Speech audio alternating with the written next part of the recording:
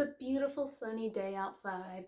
Perfect time to utilize some nice natural lighting. However, I know that sunlight out there is a complete lie, because it's freezing. I'm in my pajama pants right now because they're flannel and fuzzy. It was so cold last night. It snowed in Florida. These are some weird tidings for the new year. Oh yeah, Happy New Year. Hey. I bet all of you are making plans and stuff, getting ready to claim the next year of your life. I don't know what I'm gonna do with it. I don't even know. Should I wear glasses when I do these? I like being able to see. What I was saying was I haven't even planned yet what all videos I'm gonna do this year. And I need to do that because I love like having some type of illusion of control over my life. What I want to start doing for the new year is maybe some like themed TBRs. This is a TBR video and it's gonna have zero theme. I also want to come up with a cool TBR game. And I'm also thinking of switching from doing like a monthly wrap up to like a weekly review, because by the time I finish and get to the 31st of the month, I done forgot everything else that happened throughout the month. I don't know, I got options, and that's the best thing to have. What is up, you guys? It's me, your girl, your Casey, here to just show off my January TBR of the new year. I don't know if you guys heard of this app. It's called Libby. I just realized it existed a couple months ago because I'm oblivious and dumb. What you do on the app is you put in all your library information, like your library card numbers.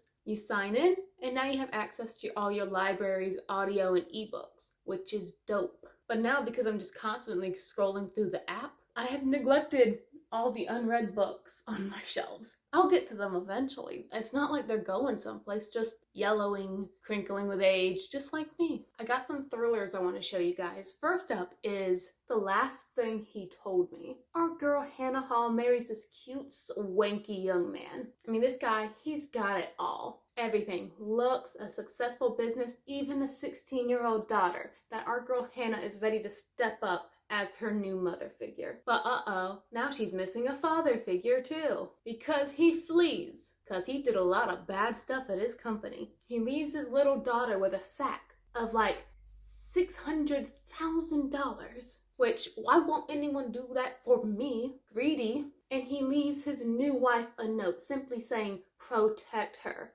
Meaning, of course, his young daughter, Bailey. Well, that's hard to do because Bailey don't like Hannah, and Hannah doesn't know how to talk to a teenager.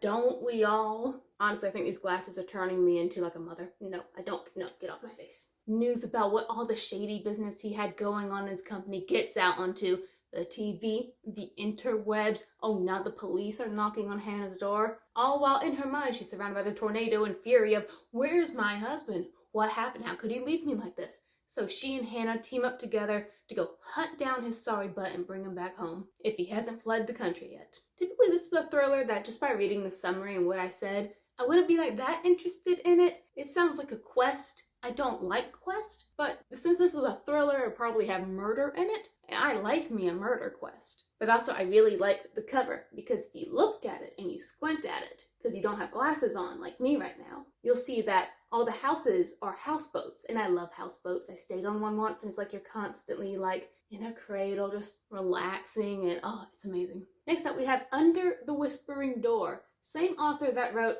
Over the Cerulean Sea, whatever that book's called, but I know it was super popular. I haven't read it. I completely disregarded that hype and just skipped on to the next book he wrote. But I like the writing style in this one. I did actually just finish this book yesterday, so I'm gonna like get my thoughts together and do a separate review for it. But you just gotta know it's a really funny book, and that's my favorite part about it. In this book, we have this lawyer named Wallace who eerily reminded me a lot of me. He's a curmudgeon. He hates everyone, everything. He doesn't understand why people just don't do their jobs right.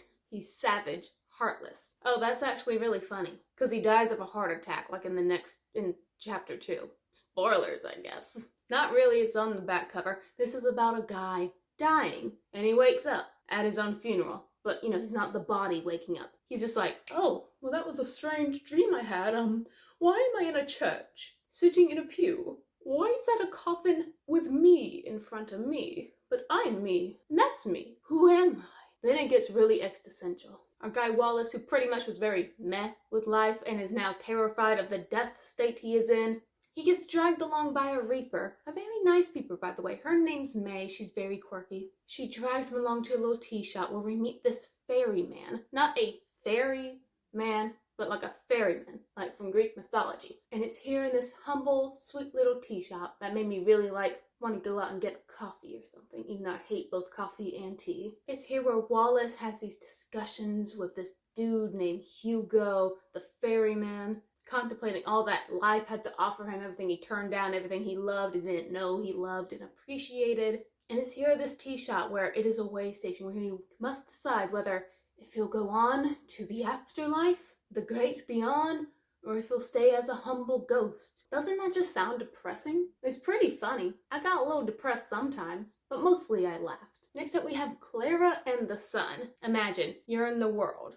my world, the Casey world, where you cannot make any friends because you refuse to be emotionally vulnerable with anyone. That's you right now. It's a hard place to be. You want emotional involvement, you want friends, but you also get that crap away from me. Well, no fear, because in the world of Clara and the Sun, you can go out and buy a new friend, one who will immediately like you. You can buy an artificial friend, an AF, and that's what our girl Clara is. She's just sitting at a little toy shop, waiting to be bought, longingly looking out through the window every day, taking in what she can from this humble screen of glass. What all she can absorb from the outside world. The AFs, the artificial friends, they're solar powered, so they greatly are we love the sun. The sun gives us life. So she's always fascinated with the way the sun travels through the sky, what buildings hide him, how he throws shadows up against everything, and she loves observing the people around her. And our girl Clara seems to be a bit smarter than the other AFs. For instance, there was this fight between two guys that broke out right in front of the storefront. And the other AFs in the window just thought that the two guys were just playing around, but Clara was like, no, they're trying to kill each other, people. Get your brains together. Clara is so hopeful for a relationship with her future human, but she's also warned multiple times not to get too close to them. Ooh, is this gonna be an android uprising? Based on what I know from the book. Which is sad. I always enjoy a good android uprising. Next up we have The City We Became, a book by N.K. Jemisin, who, if you don't know, wrote that other book called Kingdom of 100,000 Cities. I don't know, I didn't like that book. Why would I remember the title?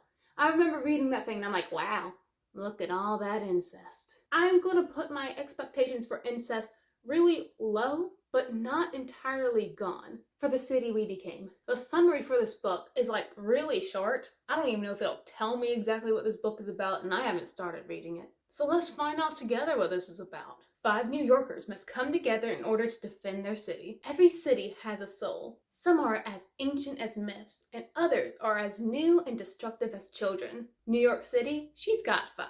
But every city also has a dark side. A roiling, ancient evil stirs beneath the earth, threatening to destroy the city and her 5 protectors unless they can come together and stop it once and for all. That told me a little and so little at once. I just want to know what these 5 spirits within New York City represent. One's gonna be super dramatic because she represents Broadway, maybe. You're gonna have another guy in a business suit because there's so many business skyscrapers over there, stock traders, all that. Maybe you'll have one guy dressed up as a rat because it's dirty over there. Have y'all seen that? Have y'all seen that meme, that picture of the mouse dragging a piece of pizza with it? I fear the streets of New York unlike any other. Besides that one town in Tallahassee, I had to pretend my banana was a gun. Ooh, and this next book has a nice wintry air about it. It's called The Bear and the Nightingale. Get this. At the edge of the Russian wilderness, there sits a house. There's just snow around you in the wilderness. You can't talk to anyone. But our girl, how the heck do you pronounce her name? Vasilisa. She doesn't mind spending all her time alone in the snow. It's great. It's fantastic. Because she has this fantastic nurse who will gather Felicia and all her siblings together and she'll tell them fairy tale stories. I wonder if she reads them Shadow and Bone, that's Russian. But most of the nurse's story revolve around this being named Frost. Oh my gosh, let it be Jack Frost from Rise of the Guardians. Talk about teenage Casey's crush.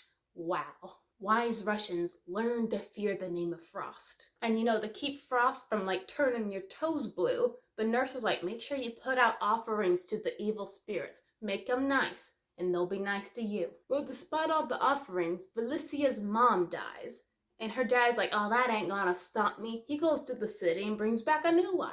Well, this wife, she's got a stick up her butt. She sees all these offerings for the evil spirits. She's like, no, heathen, pagan, no. We kicking all this out. No more offerings. The rest of the family's like, oh yeah, sure, no worries. And Felicia's like, you have chosen death, woman. And like the second they stop offering stuff to Mr. Frost, crops are withering away, weather's getting crazy. And Miss Stepmama, she's just getting really cranky. She's taking it out on Felicia. As danger circles, Felicia must defy even the people she loves and call on dangerous gifts she has long concealed. Ooh, what powers does she have? This in order to protect her family from a threat that seems to have stepped from her nurse's most frightening fairy tales. I remember hearing this one discussed a lot on Murphy Napier's channel. I can't remember her exact thoughts on it. Maybe I should look up a review. Well, that's why I picked this one up, because it got me really excited. A lot of the books I picked this month are really short, and I got one more to give you. This one I was on a waiting list forever for. It's called A Touch of Darkness. It's like a Hades and Persephone retelling. Don't we have a billion of those out there? But I decided to finally pick up one. Persephone, she's the goddess of spring. We all know her, except we don't, because she sucks at her job. Whenever she touches a flower, it shrivels up. Green thumb, she doesn't even have a thumb. She just has 4 useless fingers. So Persephone, she's like, I don't want to be no goddess anymore. I'm going to move out to a new city and I'm going to be a journalist. And Hades, the cute guy we're going to fall in love with, king of the underworld. Yeah, he's made this gambling empire in the mortal world. And his favorite bets are rumored to be impossible. After a chance encounter with Hades, Persephone finds herself in a contract with the god of the dead. And the terms are impossible. Persephone must create life in the underworld or lose her freedom forever. The bet does more than expose Persephone's failure as a goddess, however. As she struggles to sow the seeds of her freedom, love for the god of the dead grows. And it's forbidden. Juicy. You said all the right words. Forbidden love, dead, gambling. I am intrigued and ready to read. Oh my gosh, should that be on a shirt? Intrigued and ready to read. Get ready for my newest merch launch. And that's it, guys. That's my TBR. Mom Casey is back on camera. Did you do your homework? I gotta decide what I want to do regarding my TBR themes, if I'm gonna have those at all. Do I want to keep doing a monthly wrap up or a weekly recent reads, a Friday reads? I don't know. I'm leaning towards that one, the recent Friday reads. Let me know down in the comments below. I like comments. They make me happy. But thank you guys so much for watching. And until next time, stay reading, my friends.